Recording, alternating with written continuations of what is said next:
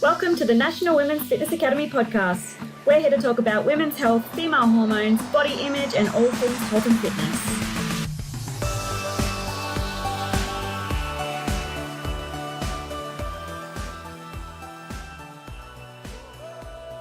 Hello, girls, and welcome back to another episode of the Women's Fitness Academy's podcast. I'm your host, Siggy, one of the WFA's educators and a women's confidence and health coach. Today, I am super excited to have this special guest with me who we've literally just met, but I feel as if we're going to be bonded very fucking quickly, and not in a sexual way, but let's say like more in a feminine sister way. I want to introduce Alice May, who is a dedicated feminine embodiment teacher who guides women to bring back to their true selves, empowered selves through profound inner work. Now, she draws this feminine wisdom and principles and shares this transformative practice of hers and healing modalities that teaches every woman to reach every part of their mind, body, and spirit. Now, if you're sitting here listening to me going, what the fuck are you talking about? Listen up, keep listening, because we will break it down as simply as possible for you to understand what it means to be a feminine embodiment teacher and how to truly be in touch with your mind, body, and spirit. Alice, thank you so much for joining me.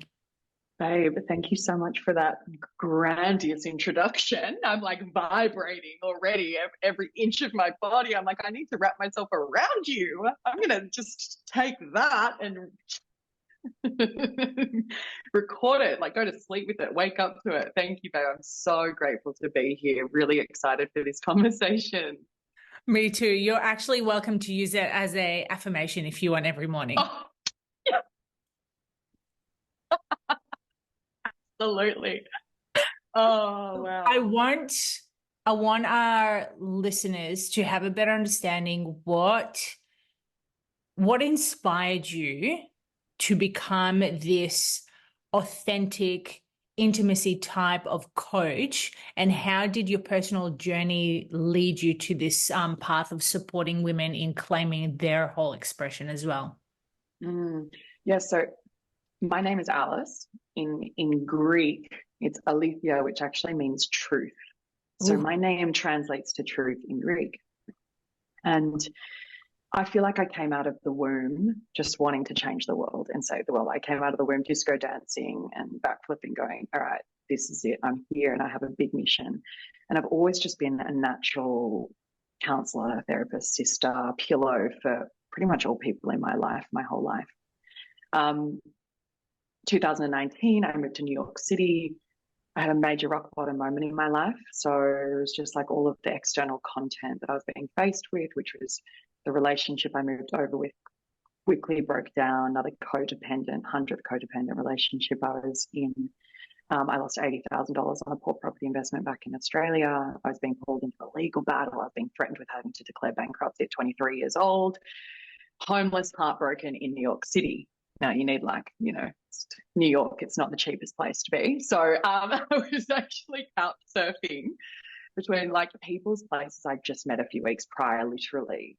And I honestly felt like as someone who, I really am I'm a true optimist at heart. Like I'm a total light, total joy, always have been. And I really honor that part of myself, that no matter what content, what sort of like pains and experiences and challenges life brings me, I still manage to sort of overcome with this lightness of being.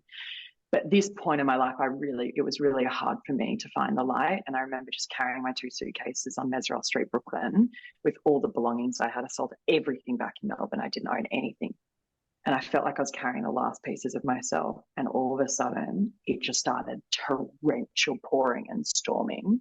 And I dropped the suitcases. I started pissing myself laughing. And I just threw my arms up in the air. I'm like, oh, universe, angels, whoever the fuck is out there, take me. I'm yours. Because I cannot live another day. I cannot take another step being completely having my path determined by the wounds and the patterns of my past, of my parents' past, of their parents' past. All of these things that were out of alignment in my life were just repeated patterns. Yeah, the codependency theme, the scarcity theme, the money theme, all of that was misalignment. And so I made a commitment to myself in New York to go on a year of completely solo, solitude, introspective healing time. And that's when my whole life turned around. And the universe was like, we've got you, baby. And things just started manifesting to deeply support me in that time. I'm talking like having coffee with Gabby Bernstein, manifesting this unbelievable like health and wellness membership that I could be in Union Square every day, doing the process of work. Like life was just like, okay, we feel that you're deeply committed to this. And here we are. So then I started to, I've traveled the world 100 times over, and I really started to take and just listen to all of the wisdom of all of the teachers and the teachings and the podcasts and the books and the meditations and the experiences I've had, because I'm like such an open being. Yeah, I'm like so open. I'm so open to everyone's paths, stories. I love to learn through the lived experience. And so that moment just opened me. And a year later, like I'd finally come up in New York, and a year later, COVID happens. And I was running a social digital media marketing agency off the ground in New York, trying to chase my Samantha Jones Sex and the City PR dream, which was burning me out on every level. Like literally, like it's just so good. And then I lose all my work a year later overnight. But you know what? I had no fear. I was like, I just did this a year ago. And I was like, Alice, you could literally start and do anything you want to do. Anything. I lost everything. I didn't have income into it, overnight. And so I started to do donation-based human design and astrology readings, because I've always been really interested in that. Started having people book these donation-based readings. I was getting paid $20 for a reading. I was going overwhelmed with joy. I'm like, oh my God. Get far with $20 in New York, in Manhattan. But do you know what? It was that kicked off this journey. And then, basically word of mouth, my work completely spread. And since then, I've worked with hundreds and hundreds of women all around the world. My work has definitely evolved. However, some of the deepest teachings for me has been through feminine embodiment and somatic work. So here I am, living out this dream. And it's not to say that there isn't, it's not a roller coaster. Like we're never fully healed. We're humans. So there comes all the challenges, but I'm truly, really in this moment speaking to you like in the most just grounded and integrated and whole place I've ever been in my life. I feel this so deeply. As you were talking, I took this like big sigh and just like this massive release. And I was just like, in my mind, I'm like, you're not alone, Sig. People are going through their own shit as much as you are. And it's so good to have that retrospect that we're all fucking human. We're all going through our own shit. It's how we handle it. And I'm not going to sit around and be like, when the tough times come, I just like brush it off. It's like, no, we panic, we scream, we want to yell, we want to like punch the wall, but we also know it's not the end of the world. And as you mentioned, when you lost that job prior to COVID, you didn't have that fear. Too often people do have that fear. It's like that over exaggeration of going, this is it. This is the end of the world to me. I'm a failure. Everyone else is going to think I'm a failure. What if this? What if that? And it's a very like scarcity mindset. And you know what? I've been through that sometimes. And too often we come across that mindset and you don't know how to pick yourself out because you're so like stuck in that frame of thinking. Before I ask you a question, you mentioned how you were doing some readings for human design. Can I please guess whether you're a man gen or a generator? Generator. Yeah, thought so. 100%. So I'm a man gen, and I get along with a lot of generators, and the way you're talking and the way you're doing it, moving and switching paths, I'm like, yeah, there's definitely some generator in there. I love it. I love it. I love it. I love it. And I just wanted to say off what you were saying around the failure piece. which I feel like could be really, deep medicine for anyone listening, is I feel that I've gotten to where I am now, where I can authentically say some of my biggest goals, manifestations, visions, dreams, however, whatever you want to label it as, have come to life because I haven't been afraid to fail forward. Yeah. So when I've been, I mean, that's that business that, I lost in New York, for example, like that was like, I mean, I can't tell you how many times I'd started things and they didn't work out. But if I had allowed that to be finite and go, well, this will never happen again, so I will just, I'll subscribe to the conventional or who society told me to be or whoever, right? School, and like subscribe back to this path. Sure, who knows where I would be today, but having that faith, faith, and acknowledging that healthy fear is remarkably important. That's never going to be unknown to us, but to fail forward actually brings us onto our authentic path, because we have to figure out what we don't want to find out what we do want. Such an important way of looking at it. And for someone who doesn't understand what that means, like failing forward and overcoming that fear, what are some obstacles that, we already know from your story with New York and traveling solo and the debt and not the debt, the loss, the big financial the loss of yeah. money. Too often when people are in that situation, they biologically, they're not able to think of the positive. So like, how does someone move from that side of thinking and going, cool, I'm failing, but moving forward with my path? Oof, that's such a good question. That's such a good question. As you're speaking, I think about, for example, like these pieces we're talking to, how like I thought with my mind that I wanted to be Samantha Jones, the PR queen of New York City. Who doesn't? That's the thing. I mean, I graduated with a degree in Melbourne. I went to Monash and I graduated at RMIT with a degree of communications, right, in public relations. Do you know why I did that? Because it was trending. I didn't even know what was going to be in the course, in the degree. I was like, public relations? That sounds sexy. Okay, so then I like go and I get that degree, right? And then I'm in New York and I'm literally burned out emotionally, mentally, physically, spiritually, completely burned out. Like I was not in a good place. It was really hard to get out of bed some days. And then the apartment, as I grow up, I'm told like the conventional path is, finish a degree, find a husband, buy a house. So I bought the apartment and I lost it. But if I didn't lose it, what would happen? I would be in Melbourne. Would I have gone immediately to the journey of New York and then Mexico and Indonesia and all around Europe and the United States West Coast? Like I would have been tied down. So it's hard in those moments to kind of see what's obviously why, because you're in it and you're like, as you said, this is fucked. Like I was in such a dark place when all of that was happening. I was so overwhelmed with upset. But then we just like keep it going. Yeah, we don't stop the flow of life, which is the feminine.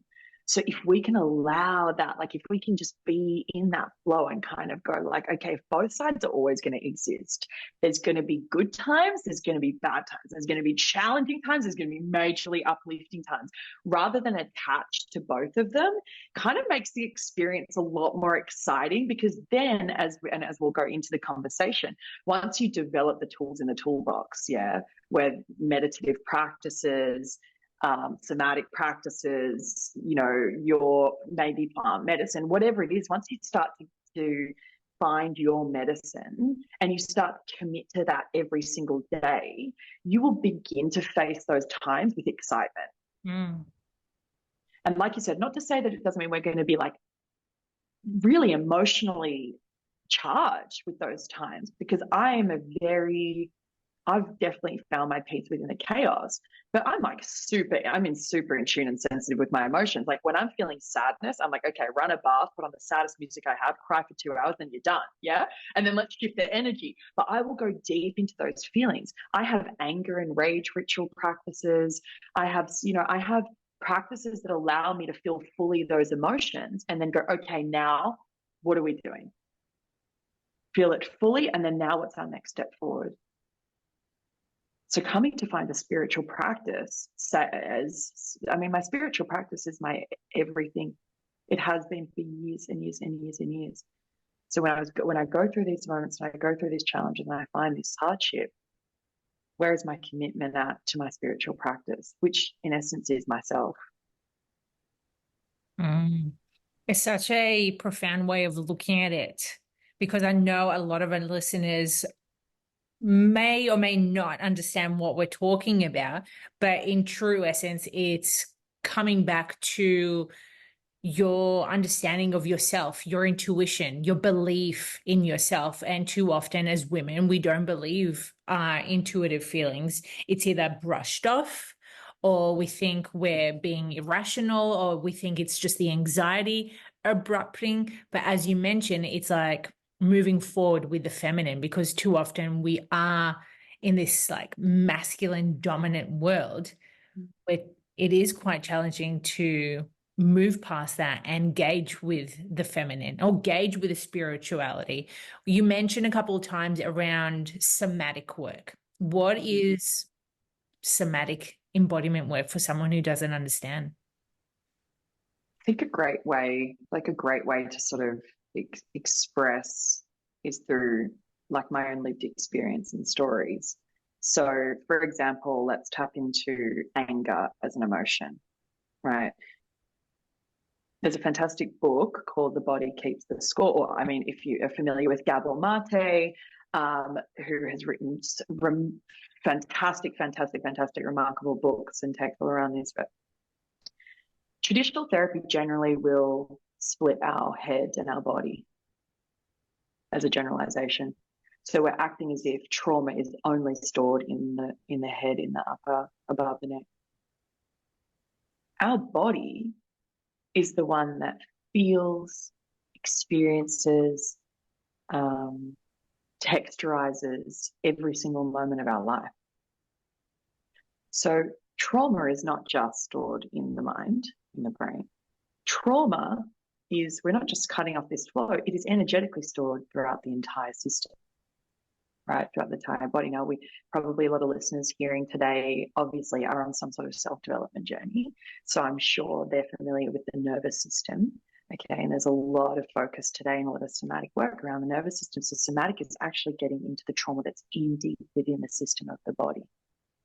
Okay, and so what we do is through practices, perhaps movement, meditative practices, breath work is an amazing example of remarkably profound somatic therapy. Okay, we're literally using the breath, because a lot of people like, let's actually just all take a breath right now, because what I find is most people are not actually breathing.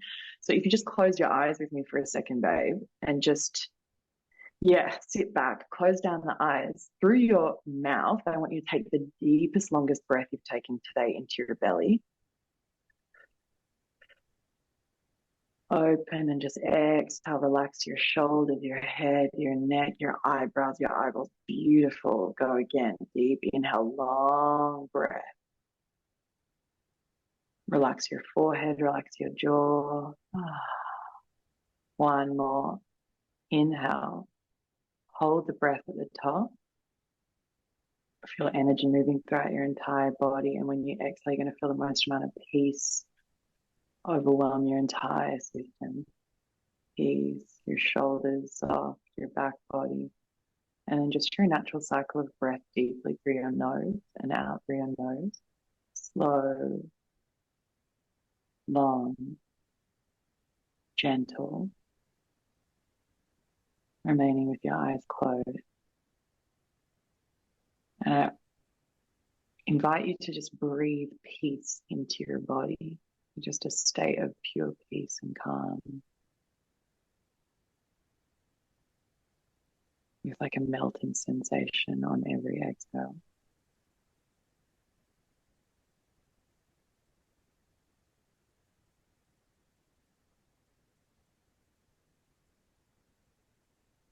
How are you feeling?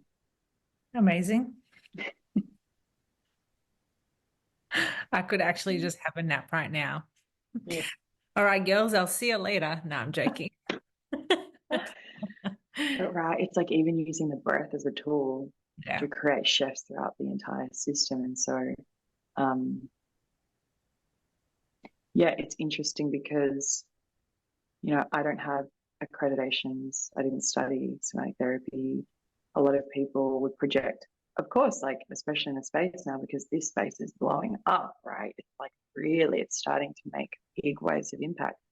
But project, well, she's not qualified, where her certification for all the things. However, what I will say, as I expressed to you before we got on this call, is, you know, I just turned 29 and I really saw my 20s as being this failing forward period of my life, and finding medicine that truly transformed me on every level. I've been in, you know, shamanic breathwork ceremonies in the middle of, you know, Indonesia or the Mayan jungle. I've been on a week plant medicine journey with no connection, reception to the outside world, deep in the Mayan jungle in Mexico.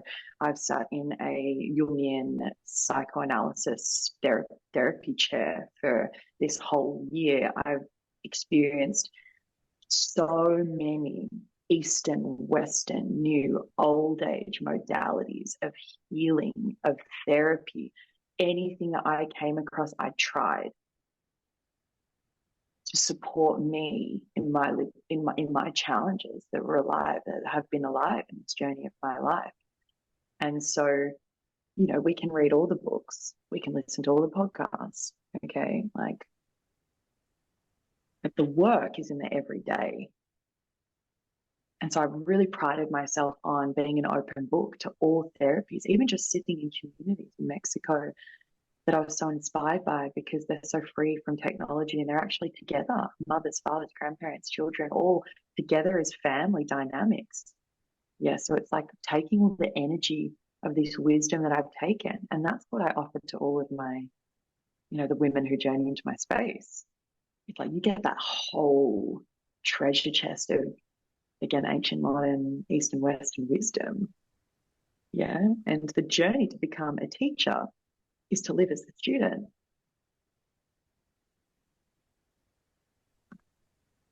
It's the experience itself, as you mentioned. You know, we could all get all the accreditations, diplomas, certificates.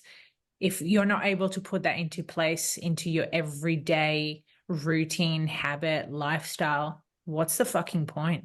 Absolutely. Preach. Where's the integrity? Yeah. Like, where is the integrity? Where is the integrity at? Authenticity, integrity, honesty, truth. It's like a lot is, yeah, it's really important that we are integrating what we're learning from these modalities and these wisdoms. And as a teacher, I just think that there is no, it's both the same. We're walking as both in every moment. And all of those who are listening to this right now, being a student to life, or being a student in a yoga class, or being a student in a breath work experience, or whatever it is, those moments of epiphany, of movement, of growth, of transformation, you are, whether you like it or not, on an energetic level, offering those teachings to those in your life. You are a teacher, because everything is energy. It's scientifically backed, 99.99999%. So when we're actually, science says, when we're actually on an energetic level, when we're experiencing that level of growth, you actually don't even have to speak. Your energy is impacting everyone around you, everyone you communicate with. You know, I come back to Australia and my energy is just like, I say hi to everyone on the street. I'll have 500 conversations a day. I'll compliment people. I come back to Australia and people don't even say hi, don't even know their neighbors. Don't get me And I'm just going, whoop. And so I thought, Alice, how can you bring the change here? How can you really, all you've taken from integrating into beautiful community, so rich in ancient ritual and family, how do you bring it here? I'm like, you know, just spread your joy, spread your light, talk to people, look at them in the eyes. I was in a Barry's boot camp class this morning, babe. And I literally, like, everyone was just had these like really dull looks. I go, Al, do what you do. And I just like, and the two women literally next to me side by side, I literally started to like smile and ramp up. And I was like, oh, yes, you're changing these people's days today just through you being you. Yeah. And the joy, it's the joy. That's something that is totally my gift in my gene keys, my highest part of gene keys for anyone listening. Oh, there's so much. We have to drop all these links. There's so much. People are going to be like, what is she talking about? just, it's an expression of human design and astrology and all these things. But my highest mission in this life is to reinstill childlike innocence. That's my design type. Yeah. And I just love spreading joy. And I love showing people that the light will always come through the dark. It will always, because one can't exist without the other. It's so powerful that you mentioned this, because I have this this particular step that I run my clients through when they're wanting to build up confidence with talking to people, whether it's in dating, socializing, family, whatsoever. I'm like, you need to start talking to strangers, because they're the first people who, well, they're actually people who don't even know you from a bar of soap. So if you say something stupid, you're never going to see them again. If they don't say hi to you, then, you know, just continue on with the day. And you made such a good point about the fact that I don't know if it's just in Melbourne or it's in other states in Australia, but people don't acknowledge one another enough. Whereas when you're in Bali or New York, everyone fucking talks to you. Everyone says hello, no matter who you are, what you are. I don't know.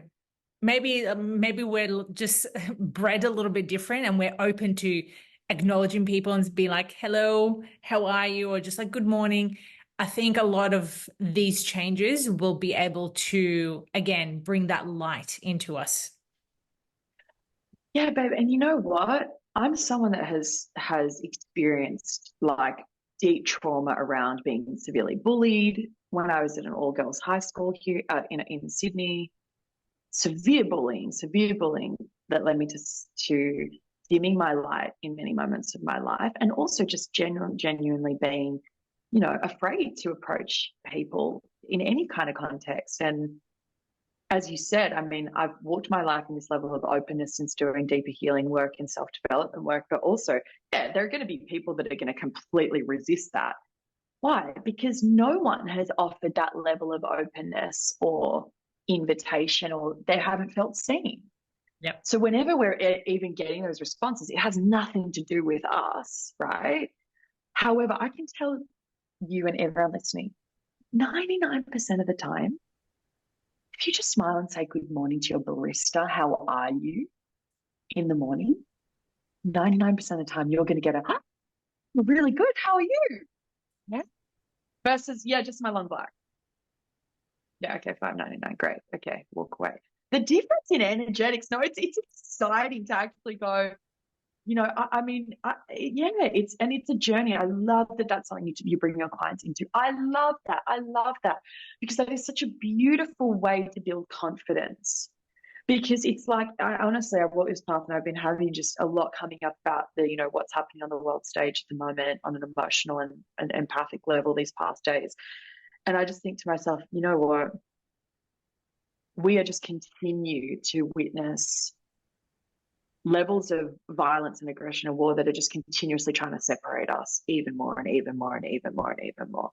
Yeah, it's like, God forbid anyone that turns on the 6 p.m. Channel 9 news or whatever every single day, because it's just soul destroying. Yeah, every focus at every point is just on what's happening that's wrong with the world. And yet, again, bringing it back to like really listening and sitting with different communities of different cultures and seeing this togetherness, free of technology, free of social media, free of the constant connection, but real connection to the earth, the sacred mother, and like sitting in circles, you know, sitting together, eating, sharing food together, laughing, like bringing the joy. It's really simple. It's actually really simple to achieve joyous states. But we've become so divided. So just bringing in the simple steps, because people can just go, I feel so far away from that. And you go, well, actually, say good morning, how are you to your barista tomorrow? See how that makes you feel? They think I've got to go to Peru and do the ayahuasca ceremonies, and it's like, sure, go for it. But also, just as equally as challenging could literally be having a conversation with a stranger. Yeah, not all the healing is going to take form in these deep, dark experiences that we can turn into. It really is. Sometimes the deep, dark experience is actually just confronting a difficult conversation, even with someone that we love. and sharing our heart and opening and being truthful. Most people are terrified of the truth. Yeah, it's the truth that will set us free. Yeah, Dr. Brene Brown said those that are happiest in this life, after researching 20,000 or so people, was vulnerability.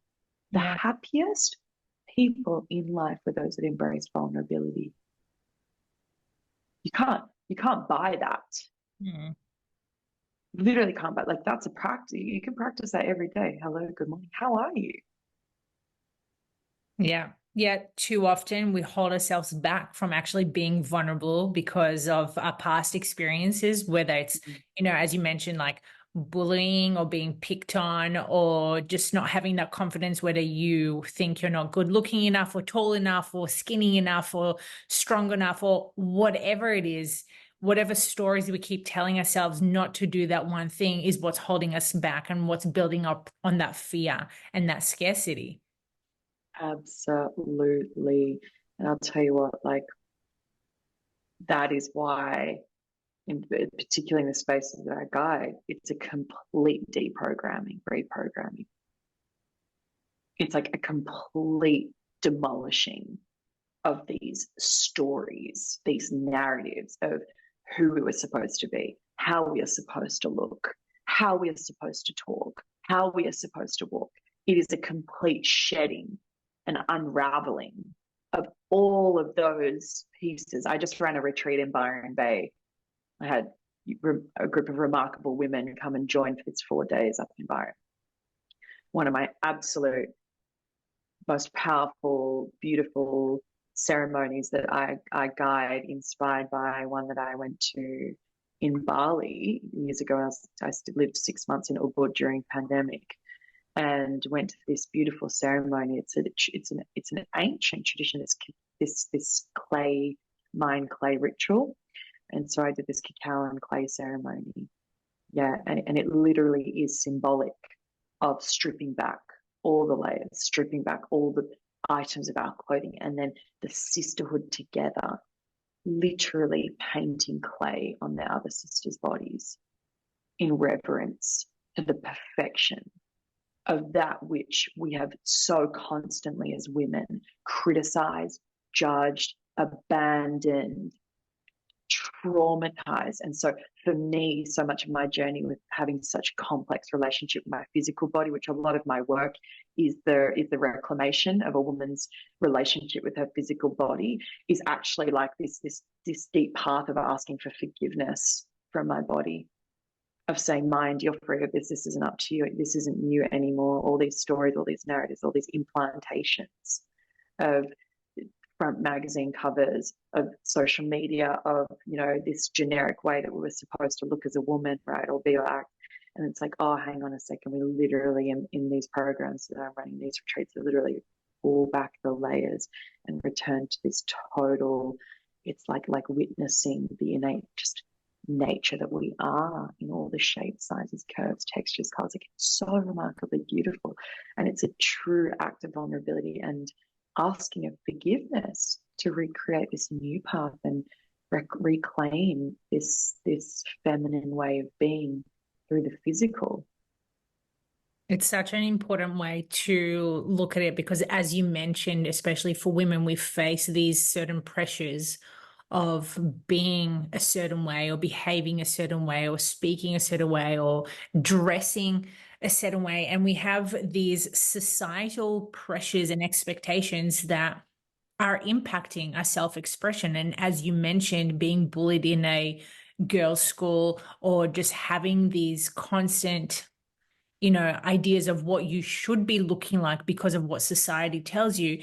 It's like, of course, we're so fucked up when it comes to our own relationship with ourselves, because we're being navigated to different areas going, oh, you need to be influenced this way, you need to be doing that way.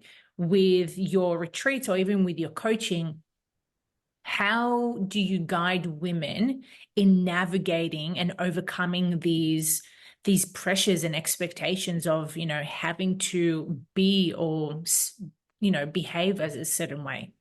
Yeah, beautiful question. It's such a process. And the vulnerability piece and the safety piece Safety piece is a really big one, trust. And as I mentioned at the beginning of this conversation, I really came out of the womb and feel like my whole life I've just been, people have been drawn to me as a safe space for them to land on. And something I value deeply is non-judgment, is acceptance, it is oneness. So, I have had all walks of life, all stories, all ages, all backgrounds, where women and men come to me and feel safe and vulnerable enough through the container that I create to share things that they have carried deep shame around, deep fear, deep self-criticism that they would have never thought that they would ever release or communicate or basically take to the grave with them. The weight that you actually will witness and see when someone joins a container like this, whether it's in my one-on-one work, group work, retreats, of finally communicating the truth. It's literally like you just see 200 kilos of energetic weight lift off. I literally have had women do programs with me and actually physically drop significant amounts of weight and exercised less during their 6 months with me in mentorship and dropped weight. And I have so many testimonials that literally speak to, everyone's asking me, what are you doing? How do you look amazing? You're glowing. And it's this process of, foundationally, babe, it's like first the container I create, I really value safety, support, and acceptance. So that really innately, when you join a space and feel like, it's like you've arrived home. You're like, I trust this. I trust being here. So that in itself, and then amongst that, the work that we go into is deep body, mind, body, soul work. So we'll be moving, we'll be shaking, we'll be shifting, we'll be meditating, we'll be breathing, we'll be journaling, we'll be contemplating, we'll be manifesting, all these elements that I've spoken to, that I've gained in all the years of doing this work on myself. All those elements are sort of brought to one, which then week by week in my programs, I just see the transformation unfolding. And, I always say, I have no idea what the fuck you're getting yourself into. Yeah, most people that come and work with me, they will, I say 80% of people that work with me go, I have no idea what you do. But something is pulling me to you and I need to experience this. Do you know how many times I've changed my Instagram bio and my website because I'm like, what do I do? What do I actually do? Am I somatic? Yeah. Am I embodiment? Yeah. Do I bring people back to their truth? Yeah, I do all of that. But I'm just a mirror. You said to me before we got on this, we started recording this call, you said to me, you always see, when you're drawn to people, you see parts of yourself in them. Yeah, it's anything that you worship or pedestal in someone else is also within yourself. Anything that you judge or criticize in someone else is also within yourself. Everything is just a mirror to bring us back home to authenticity. And as I said, my name means truth. So I really feel like I came here on this earth with this big mission to bring people to be the mirror of truth. Oh, maybe my new bio is going to be mirror of truth. The next one I've changed about 250 times this year. My business coach, and she's always like, you don't need to worry about the fucking bio. The energy you're bringing to your, I'm like, tell me what to do. She's like, fuck the bio. I love the fact that you mentioned about the bio, because I'm sure a lot of coaches who listen to us are probably thinking the same thing, because when we're going through our own personal experiences and transitions in business and life and so forth, you look at your bio and I'm like, well, I'm not a fitness coach anymore. No, I'm not a health coach anymore. Am I a confidence coach? Am I a body image coach? Am I a mindset coach? Am I a business mentor? All of it. Yeah. And it's just like, how do I put it into one bio? It's just like, well, you can't. You just embody it and represent yourself. That's, Absolutely.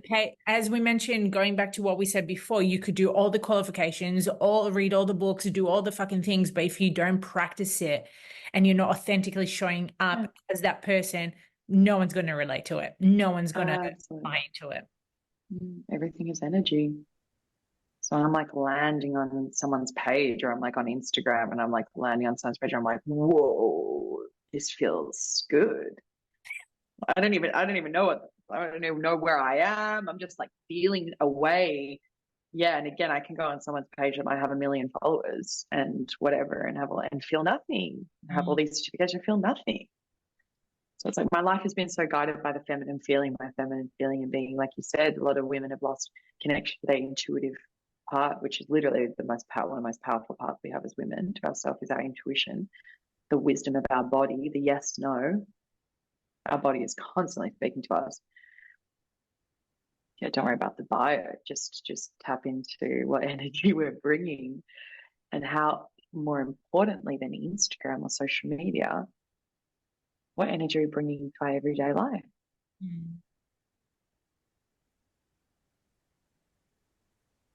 I want us to dive a little bit more into the feminine side of things, because for some reason in my head, I feel as if a lot of our listeners do feel stuck in that way of not living intuitively or authentically to themselves. And I know you've come across this with many of your, clients, but also just people, throughout lives. How do we support someone or address their unique needs to be able to embrace more of their feminine being, or fostering a more of an intuitive way of being and thinking? Yeah, so the first thing that comes to me is, first of all, when we talk about polarity or masculine and feminine energy, we're not talking about men or women, right? Like each of us, it's non-gender related, it's non-gender specific. Every being on this planet, it's the yin and the yang forces, right? We all have both of those energies. And then when we're born, even pre-birth, but whatever experiences we have in life will generally shape what expression of masculine and feminine will take place in our life, right? So, we could be like projecting on, let's say, the boss woman archetype, it's like, yeah, that's like just total like healthy. Maybe some people look at that and go, yeah, that's so badass. I want to be the boss ass woman. And we see it's a super masculine way. And yeah, a lot of women are owning their masculine, but not necessarily in a healthy way. Mm. Yeah, just because it's like cool to be an independent, and yeah, it's amazing. I deeply value my independence as a woman. I deeply value my financial independence, my emotional independence, my all of that. However, and both of these masculine and feminine have the unhealthy, unintegrated, or wounded traits also. So it's really important. This is the work that I do in my space. We go deep into masculine and feminine to bring those unhealed or wounded sort of aspects integrated into the healthy and balanced. And today in society, like, we're just ultimately super confused, men and women, like super confused around what it means to be a man, what it means to be a woman today, right? Because like everything is just so evolved. We have technology, we have social media. We don't even need men to have children. Like it's like there's a lot of, and especially with women stepping into this, it's not necessarily, there's a lot of projection of like women are so masculine today. And it's like, yeah, and some women had to become a parent as a child. Like some women had to grow up when they were just supposed to be playing in the playground and dancing and picking flowers and capturing spiders, something I used to do as a 5-year-old, literally. Like, it dates all the way back to pre-birth and birth. Whatever traumas and experiences and pains we have had, we've witnessed, we've observed, is going to innately, of course, not women. Women don't want to be masculine, fully masculine. They just don't. Like, it's just, they don't. When I have women come to me, most women come to me totally operating and exerting in their masculine energy. That's just my trend. That's what I attract, because this is the work that I do. The initiation of the feminine is my archetype program. Now, first and foremost, for a woman to start to dive into that exploration of coming into her feminine, which is the intuitive flow, being part of ourselves. Yeah, the feminine is just like so, like I think of the feminine as the water of the river flowing and the masculine are the banks holding her. Yeah. So she's just like allowed to just, she's just flowing down that river, that feminine water. But she knows she's there because she has that masculine container. So primarily, first and foremost, the most important thing is that we have the safety of the masculine container. Most women don't have that. They don't have that in their relationships. They didn't have that in their home environment growing up. They don't have spaces, community spaces, healing spaces, programs they're a part of that are that container for them to feel like they can trust, because trust is a big one for the feminine.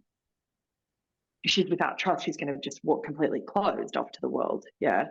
You can see through body language a woman or a man who has a lot of healing work to do in their feminine, because there'll be a closure. There'll be a feeling of unsafety based on the experiences of life in the world. So first, the most important thing, which is again what I create, is a container that feels safe. And it's a container that allows the feminine part of ourselves, which is just like fucking the storm as much as it is the calm of the world. We don't know what we're going to get with the feminine. Yeah, she's infinite energy. Infinite energy. So when you create a container for the feminine to unravel, fuck, it's like, I mean, this 4-day retreat, 3 nights in Byron, literally every woman goes, I could have felt like I was here for 30 years. Yeah, the fullness of expression. So we can't have one without the other. So doing work around both is really important, and ensuring we've built the container of feeling really supported, really structured, really safe for the feminine. One of my teachers speaks to the feminine being the eternal, the infinite ocean, and the masculine being like this big boulder rock that's sitting in the middle of the ocean. So when her waves smack up against the rock, oh, she feels she's there. Yeah, but without the rock, she wouldn't understand the capacity of which she is. So it's quite beautiful to witness again. For all those listening that are wanting to dive into, harmonizing those traits, because the wounded aspects of these traits, or the unhealed and unintegrated in the feminine, can look like codependency, oversensitivity, total reactive in the emotion, total feelings of lack of trust. There's so many, there's lists I go through. And then the unhealed masculine is like stress, like total stress, anxiety, overstimulation, like fear of failure, not good enough, total unworthiness on both sides. And then when we start to do this work, it brings us back to our center. And at the center place, that's when we're making really, really sexy decisions. Like we're showing up in life from a really, that was really challenging. And I just moved through that with ease. What? Right? I'm going on a babe. I said to you at the beginning, it's like, I'm such a tangent generator, a million miles an hour. I've digressed like 500 times. I hope I'm being like concise, and I hope there's some clarity around, the question that you asked after receiving it. I could go on and on and on and on. You can tell I'm just so passionate about this work, and to watch a woman come back to her feminine, is like the most remarkable thing, because strength is in softness as well. The ability to be supported. And to watch women finally ask for help. You don't have to do it alone. To finally be in a space where they get to just land and soften and like be held. Yeah, finally be held for the first time in their lives sometimes. I work with women of all ages. 20s, 30s, 40s, 50s, 60s. And sometimes after 6 decades on earth, they finally, for the first time, allow themselves to be held and nourished and nurtured by that container of authenticity, of truth, of love. It's very powerful, very powerful. You notice such a transition in life when you're able to tap into that so much better. And as you mentioned, I love the fact how you brought up that the feminine is more like the water, and she ebbs and flows. And it's the true essence of a woman. It's looking at a cycle. It ebbs and flows on a monthly basis, on a daily basis, through hormones as well. But again, through the energetic side of things. And if we don't have that space container of the masculine energy with us or for us, of course we're going to feel confused. Of course we're going to feel depressed. Of course we're going to feel anxious and not asking for help. Like so many women who are listening to this going, yep, that's me. That's me. I can't ask for help. I just have to do it myself because no one else will help me. So. It's just like challenge it. Like challenge yourself actually asking for help. I remember the first time I asked someone for help because I was so determined to do everything myself. And then one day I just took that opportunity and this beautiful person was just like, yeah, I can help you. And that's when like the penny dropped. And I was just like, oh, it's actually not that fucking hard to ask for help. You literally just need to express it. And those who care for you will be able to, carry that for you. It's such a beautiful way of looking at it. Absolutely. And then like the thing is we're just damaging ourselves by not asking for help. I mean, because what happens? Resentment builds. Yeah, resentment will just start to, like, on a very subtle level, build up. Oh, no one cares about me. I'm going to do this alone. I'm all alone in this world. There's no one here for me. I always have to do this and do it. And we don't even communicate about the thing. So then the resentment builds. And as we know from somatic work, somatic therapy is really reversing like trauma that's integrated in the body. So it doesn't manifest as chronic illness, physical symptoms. Yeah. I mean, no, I'm not even going to go down that path because we could go on for literally 3 hours talking about how trauma manifests as chronic illness and stuff. That's for another conversation. However, I do want to say that, look, right now, like if we look even at the statistics in Australia, like the separation and divorce rate is just continues to be at all-time high. And people are wondering, why my relationship's breaking down.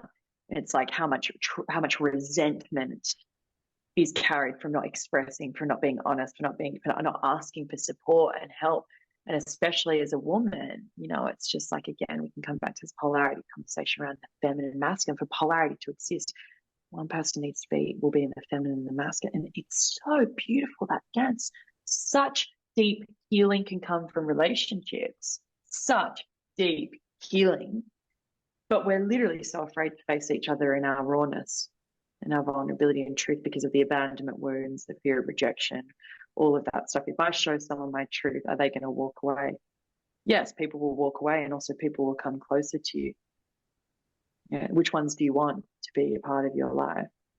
And so, yeah, I mean, again, I digress, but it's like we go all the way back down to the root, and it starts with, it's all the inner work.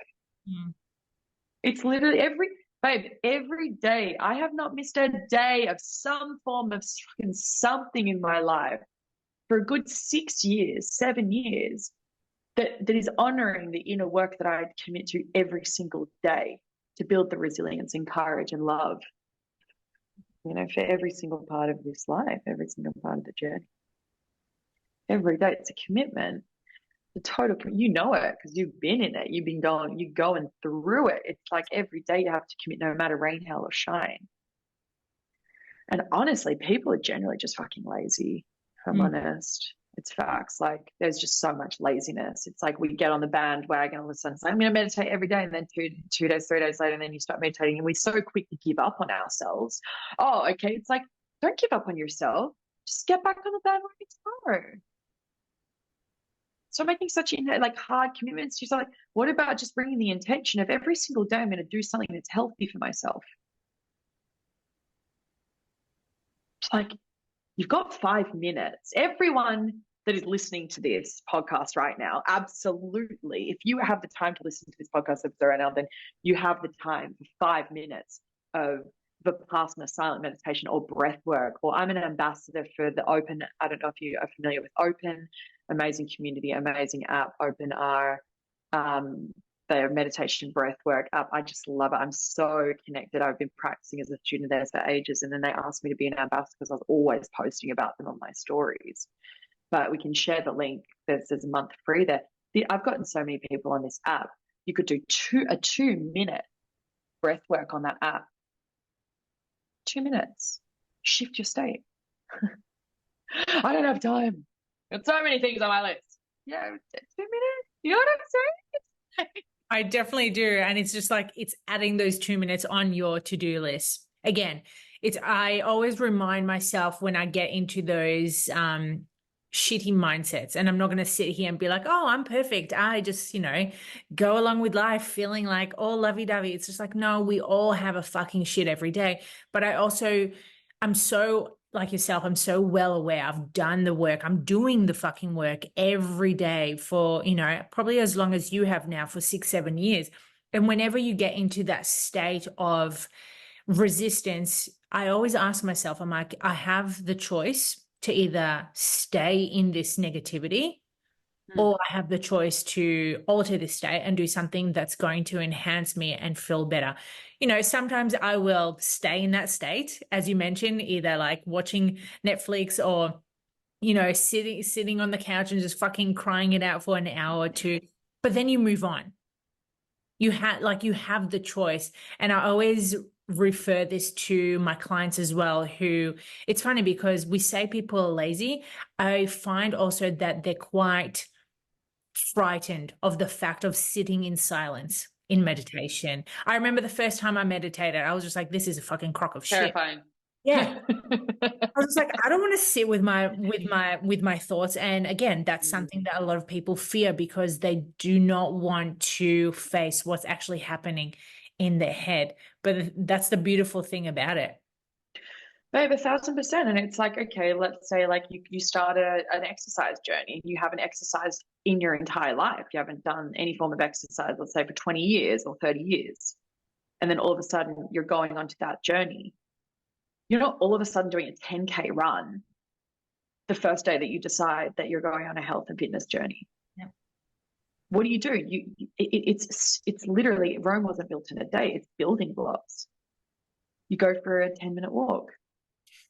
A couple of weeks later, that's 15. Yeah, a couple of months later, you start jogging. A couple of months later, oh my gosh, you've just done your first 5Ks. 2 years later, you're running your first marathon. But every day you've made the commitment to just going outside, and whether it's the walk or the run or the sprint or whatever it is, you're like making that commitment to building the muscle memory that goes, oh yeah, this is it. It's like learning a language. I'm fluent in Spanish now, but I have to keep continuing. It's living in Mexico for years. It's like, but that's a muscle that I had to commit to because I wanted to be fluent in another language. And that wasn't just going to happen overnight. Meditation, exactly the same thing. You are going to sit in that seat for the first time and you are going to be flooded with the reality of how your mind is every day of your life. And guess what? 99.999% of those thoughts are wavering and fleeting and they're not authentic. Yeah. So we start to practice that mindfulness. Like mindfulness is the practice and it takes daily work. And it can literally start with 2 minutes of breath work a day. Can literally start with 5 minutes of silence, of being completely free of technology. I do not sleep with a phone or technology in my room. Neither. Yeah. And then just to start moving into that. Oh, okay. Go out and rather than start looking at emails or scrolling the social, because that's what the engineers want you to do. It's a gambling process. The scrolling, it's gambling, it's addictive, it's pure addiction. So it's like if we just simply ask, hey, what do you think is healthier, starting your day with meditation or starting your day scrolling through Instagram? I'd be very shocked to hear if the majority was saying that Instagram was the healthiest place. I don't know. These days, I've been pretty, out of the loop. But, it's babe, it's like you're saying, it is a choice. It's a total choice. And, what I love is one of the wounded parts of the feminine or one of the wounded traits is victim, playing the victim. Mm-hmm. And, I notice how, like, when I go into that place of wanting to play the victim to all the, just the pain I'm feeling, the hardship, and I want to, like, overextend it. And my partner will literally just, like, give me the biggest smile or, like, laugh in my face. Like, he will just crack up laughing, and I'm, like, there just, like, like, trying to stay in that victim place. And then I just,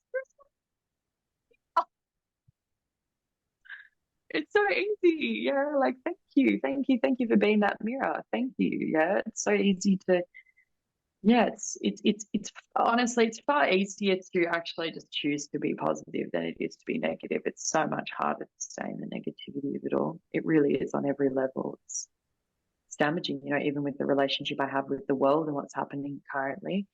I have to have a healthy relationship around it, because if I choose to stay in the negative and stay in the terror, I will just be completely drowned by that.